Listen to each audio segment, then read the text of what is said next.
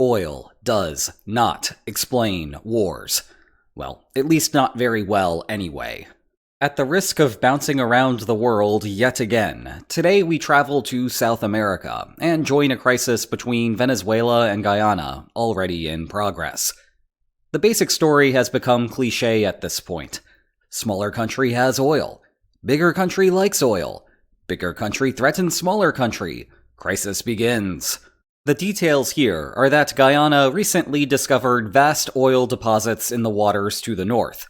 Venezuela resurfaced a border dispute in the Essequibo region, so named for a river that runs through it. Venezuela claims this as the border between the two countries, whereas the internationally recognized and de facto border is currently here. The difference between here and here is not trivial. It represents half of Guyana's territory. Moreover, if Venezuela owns the land all the way to here, then this becomes the distribution of economic rights within the Atlantic, and thus this oil is Venezuelan. On December 3rd, Venezuela held a referendum on the subject, and the official results showed vast support for retaking the territory. Official. More on that later. Now, we could spend 10 minutes dissecting the finer legal perspectives of each side, but the blunt reality of international relations is that war stands for we are right, and whatever the best legal take is matters far less than what Venezuela can do, and what Guyana can stop Venezuela from doing. Thus, I am going to skip the legal mumbo-jumbo, you can find that plenty of other places, and get straight to the lines on maps. That is what we are all here for anyway, right? On today's agenda, we will begin with the broader idea that oil causes war. Then we will see why, like every other thing that wars are fought over, it still does not explain why the states did not come to a resolution short of war, and I have come armed with the examples.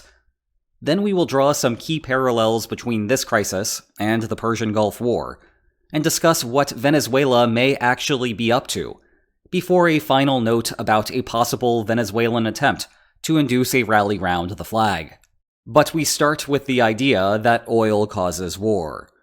If we are thinking about this in terms of whether having oil in your country should update our expectations that you are going to be involved in a war, then yeah, sure, oil does cause war.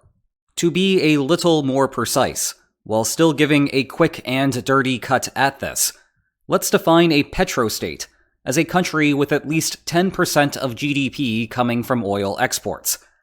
Those guys get involved in about 50% more disputes than the non-petrostates. And we do not need to have the IQ of Einstein to understand why. Wars are expensive, and please remember that for later. As such, if you are going to fight, you need to have a prize that justifies the price.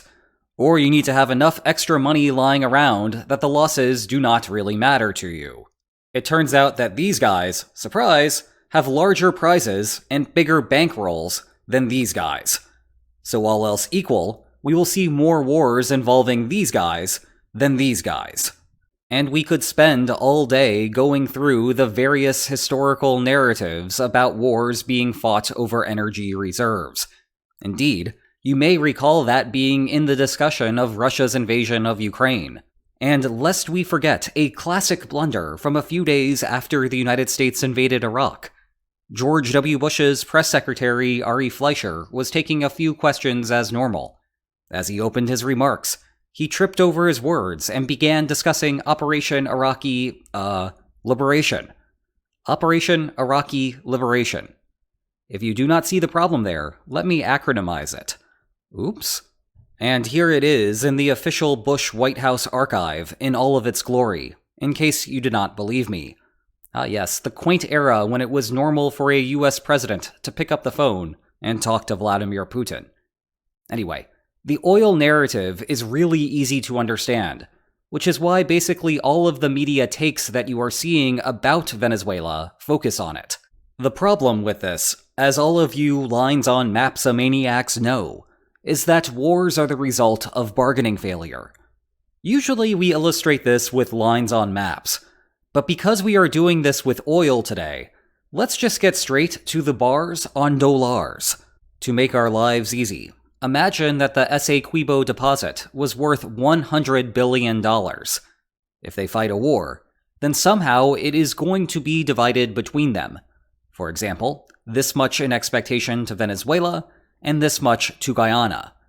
Of course, those quantities will depend on the military balance, and things like whether the United States will intervene.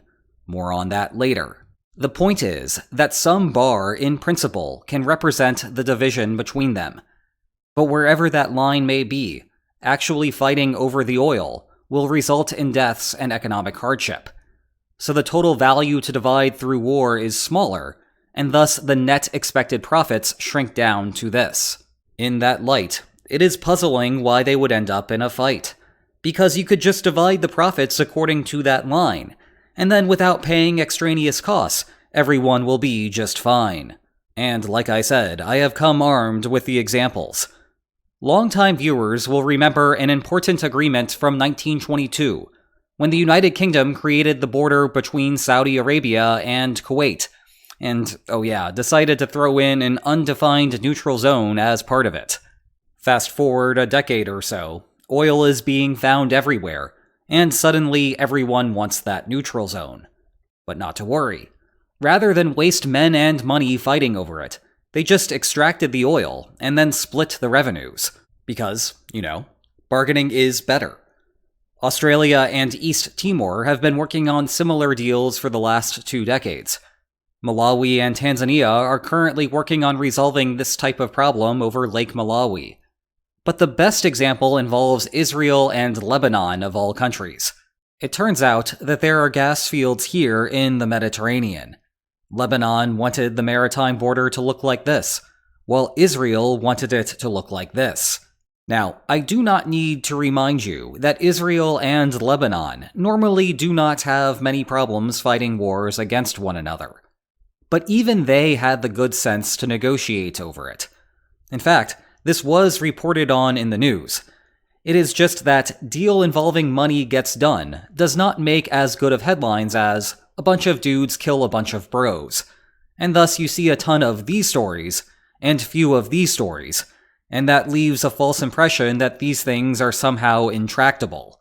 Of course, sometimes negotiations do indeed fail, and the parallels between the Essequibo Crisis and the Persian Gulf War are notable. The basic historical narrative of the latter conflict is that Saddam Hussein went broke following the Iran-Iraq War. He then turned to the southeast, noticed that Kuwait had a ton of oil, counted his tanks, counted the absence of Kuwaiti tanks, and declared the former country to be the 19th government of Iraq. Then George H.W. Bush said Saddam a bunch of times, strolled on in, and sent Iraq packing. In terms of our lines on maps, or bars on dollars, the deeper de facto negotiations often involve a powerful guardian state. Saddam believed that the United States would sit out the war. This was less than 2 decades removed from Vietnam, and there was still a global perception that Washington was no longer willing to leave its hemisphere to police the world. Hey look, it's Dick Cheney with medium hair. So Saddam thought he was getting this much oil out of invading Kuwait, but the United States knew that it was like this, and Washington was more than happy to prove that to him. The parallel to today is that Venezuela versus Guyana is really Venezuela versus Guyana, and whoever else is willing to come to the aid of Guyana. Even if Venezuela could somehow get its army over to here, and this is dense rainforest, so there is no guarantee of that. The success of any such military venture is predicated on Uncle Sam not flying south to spread some good old-fashioned freedom. But unlike 1991, it is really, really difficult to believe that Venezuela would believe that the Biden administration would sleep on this. Of course, Venezuela could look for help too. Indeed, Venezuelan President Nicolas Maduro sure does have himself a friend in the Kremlin. Actually, one day, Putin even gifted Maduro what appeared to be Hugo Chavez, the board game. but disappointingly turned out to be just another oversized book. What a shame. Regardless, though, I hear that Putin has his hands full elsewhere at the moment. So here is an alternative perspective of what is happening here. It may be an election thing. The United States recently relaxed economic sanctions on Venezuela, in return for assurances that Venezuela will hold competitive elections in 2024. One slight problem there. Some recent public polling shows Maduro getting absolutely destroyed in a matchup against opposition candidate Maria Corina Machado, seen here in a 2005 White House visit. It is really bad. Now, if these numbers are accurate, Maduro would appear to want to put a hefty thumb on the scales to get things a little more favorable. For example, by disqualifying competitive candidates like Machado, as Venezuela did in June. But then the United States might want to snap back sanctions. This is not a hypothetical either.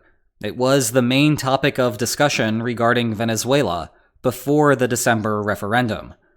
So Maduro reminds the world that he can cause oil upheaval if he so wishes. And even if Venezuela does not ultimately take any serious military action, businesses really do not like uncertainty. So continued threats could cause Guyana problems anyway. Guyana needs foreign investment to extract the oil, which might fizzle if oil companies fear conflict. The implicit deal is that Maduro can mess with the election, and that the US will continue to relax sanctions, or at least keep everything static. And in return, Venezuela will let Guyana be. A lot can go wrong when trying to play coercive bargaining hardball, though. The fact that a deal should be better than no deal does not imply that a deal will get done, even if we do not have the same problems with uncertainty over US intentions, like with the Persian Gulf War. The main point here is that when someone warns you that war is about to happen over there, because oil is valuable and Venezuela wants it, if they are also not describing what impediment there is to bargaining, then they do not have a compelling argument for war. On that note, one bargaining friction that does come up in discussions is Maduro's desire to induce a rally round the flag effect, or rally round la bandera? The idea here is that he wants to appeal to Venezuelans' national identity to bring more support to his regime, and erase those deficits in the polls. With the bars on dollars, war destroys resources. But if war also creates domestic political benefits, and the value of those benefits are greater than the total inefficiencies from fighting, then no bargained resolution will work. The problem here, as we have recently discussed, is that rallies may not work if citizens have no trust in you to begin with. By contrast, they did work in the United States in 2001, because Bush had not yet become the polarizing figure that he is known as today. And they worked in February 2022 because Russians liked Putin for the most part, at least before the start of the invasion. But they failed in October because Israelis were already skeptical of Netanyahu, and public trust in the Venezuelan government appears low. It is not just national security issues. It is also things like the economy and pandemic response. The December referendum would seem to indicate otherwise, but observers are dubious both of the claimed 98% support and 51% turnout. Indeed, you can see where the distrust might come from, given the way that the referendum was worded. Classic sort of push-polling technique there. None of this is to say that the conflict will not escalate further, just that the existing narratives leave a lot to be desired. If you want to know more about how natural resources do or do not cause war, there is a chapter in my book on Russia's invasion on that subject.